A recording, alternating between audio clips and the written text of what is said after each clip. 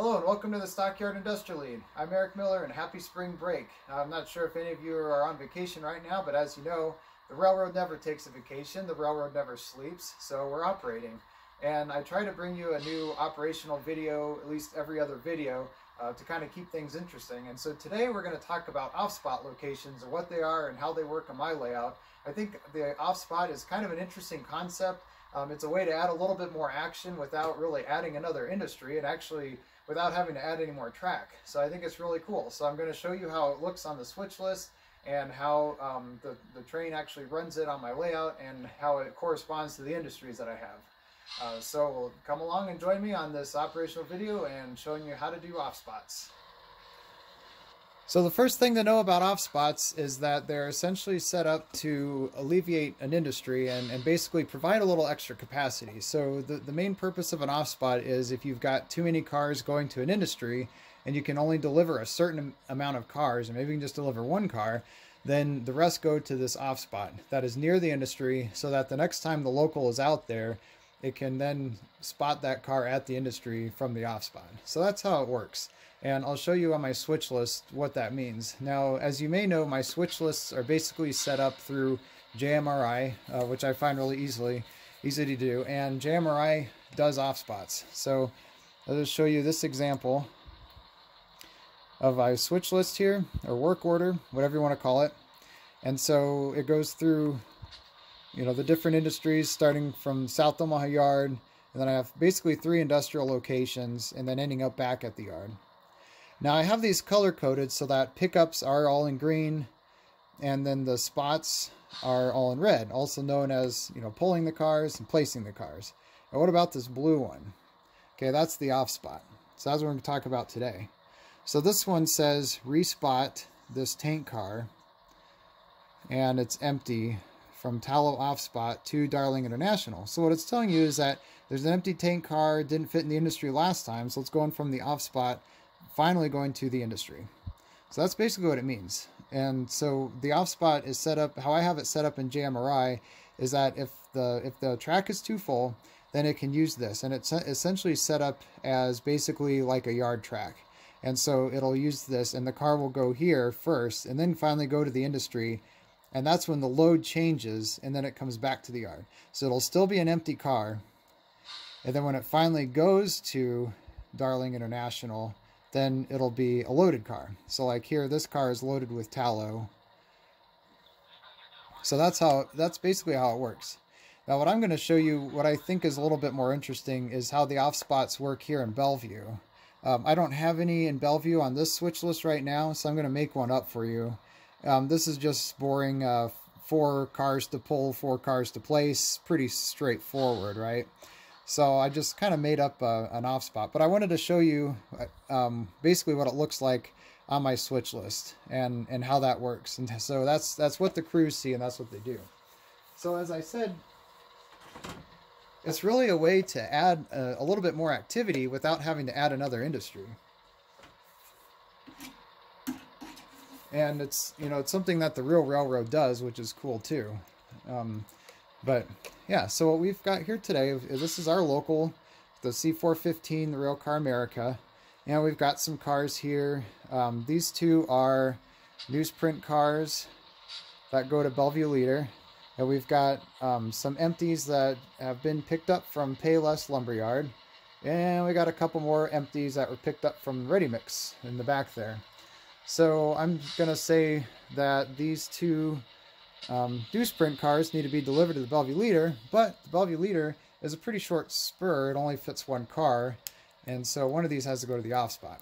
And so the switch list would then say, okay, deliver DW&P to the off spot, put the Grand Trunk into the industry.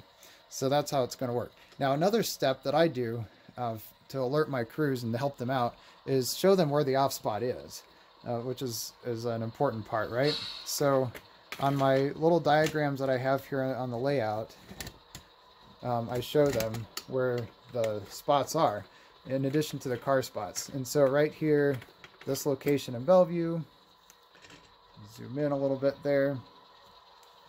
This shows you, this is the Payless industry. This is where to spot the flat cars and the box cars. This track's abandoned. This is the ready mix, what cars go there. And then notice this says off-spot cars. This track here is essentially the main line, but this is the end of the industrial spur. The dashed line is basically referring to the rest of the tracks abandoned. This is basically the end of the line. So it's okay to leave cars here for off spots, basically is what it's saying. Because the only train that comes through here is the local. And so the next time the local comes through here, it's going to be taking that off spot car to the industry. That's the plan. So you can go ahead and use that for the off spot. You can also use like abandoned spurs if this was still connected to the main line, which has been severed.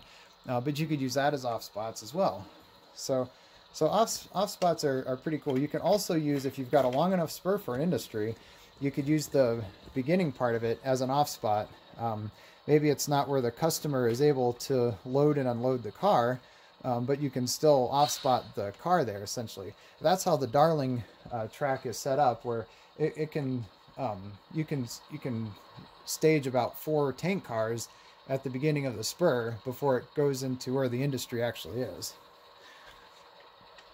And so I'll show you, this is the Bellevue leader over here where we're going to be delivering the car. And then the diagram for the Bellevue leader is here. So this is the Gemini siding where we run around our train. And this track back here can also be used for off spots. And this Bellevue leader where it says spot the boxcar inside. That's the main that goes through. So that's what we're going to do today. All right, so with that, let's get running.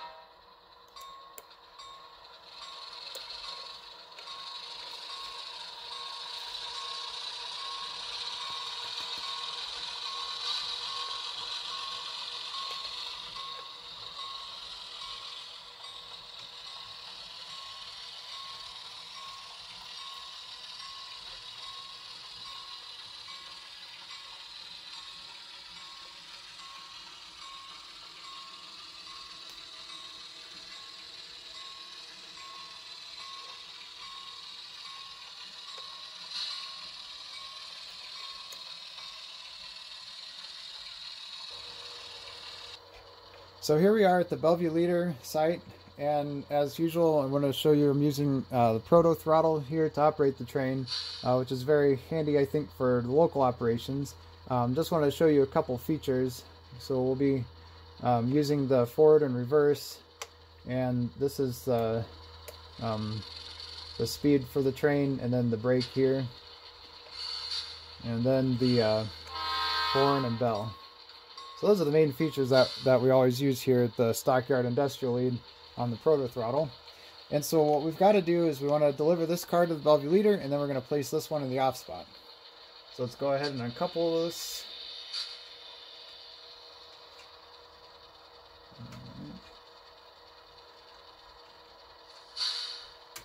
There we go, one of these days. All right, so we got a little bit of grade there. Let's get a brake chalk. Our cars don't go rolling away. Okay, so I just put a yellow, let me show you what I did there. I just put a little yellow brake chalk at the end of the car there to keep it from rolling. I've got those on my layout in certain places where you have the grade issue.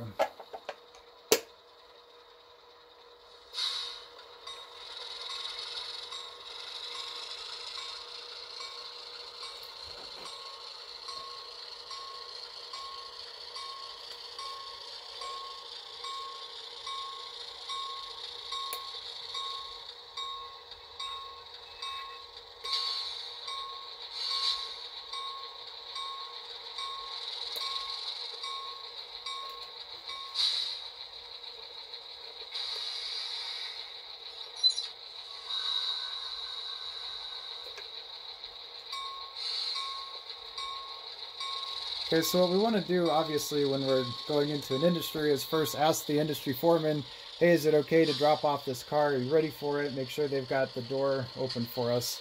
So this is assuming that we've already done all that, and we're just going to go in and spot this car.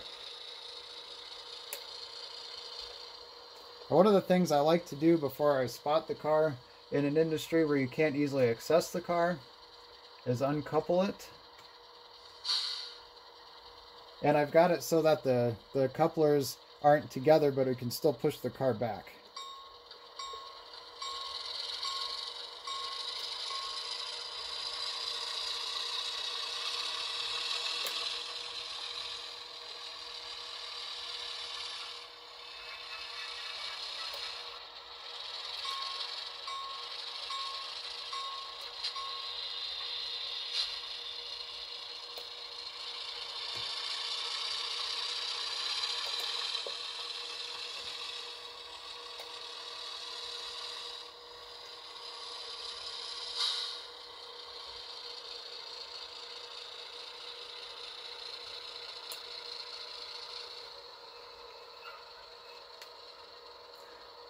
Okay, so now we've got our car delivered. I reset the track back to the main.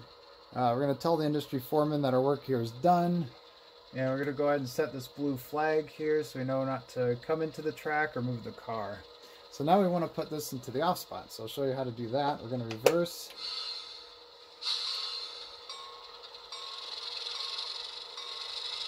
And join up to the rest of our train.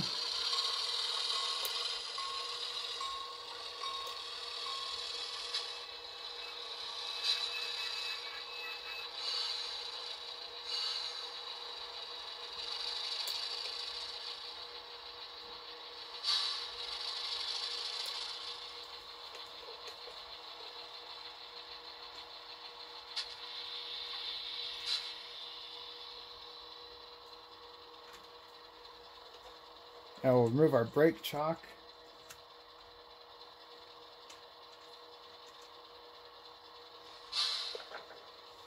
Okay, let's give that a little tug, make sure all the cars are together. Looks good. Okay, now we're going to drop this car off at the off spot. And the one problem with this though is that we actually need to run around our train and then just get the we just need this newsprint car only, and the rest of these cars are going back to the yard, so let's do that.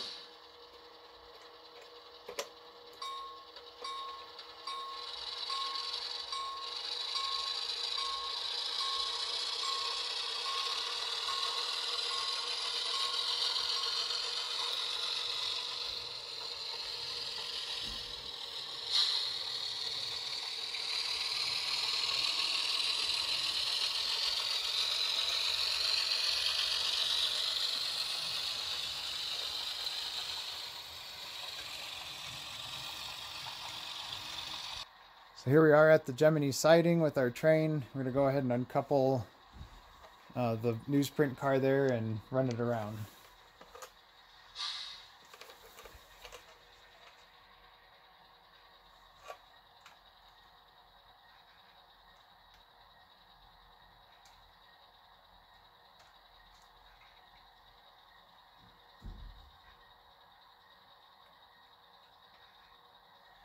Setting a brake chalk there because this siding is on a grade.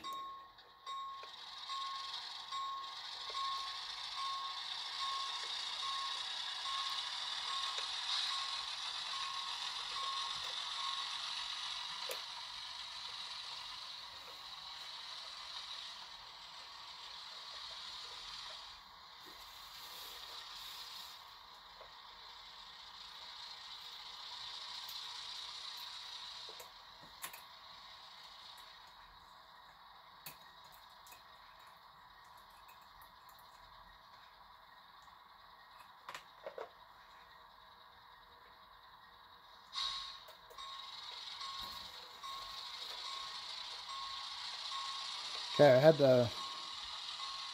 don't know if you saw that, I had to unlock the switch there so that I could throw it the other direction.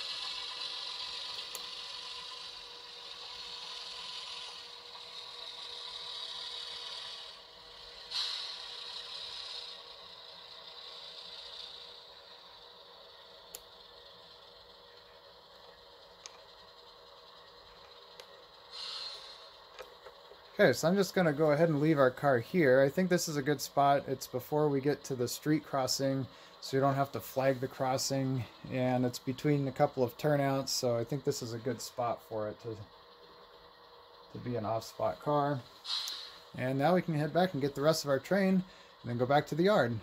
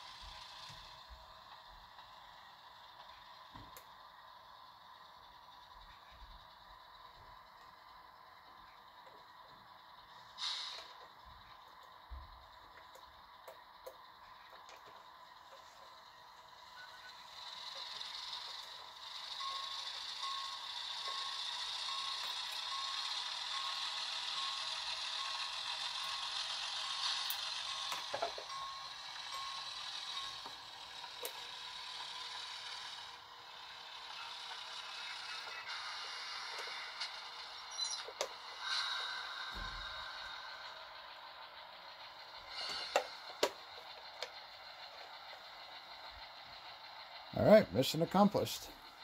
Now we can head back to the yard.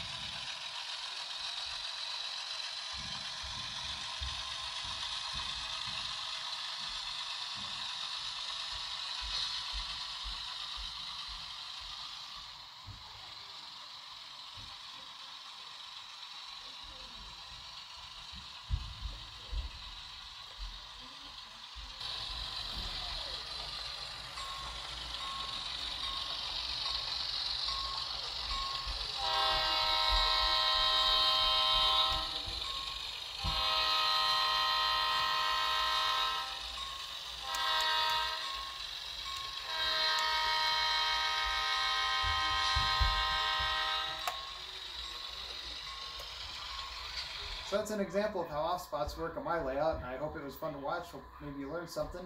And feel free to comment if you want to have any questions or want to see a certain type of video or anything on my layout. And I'll catch you next time.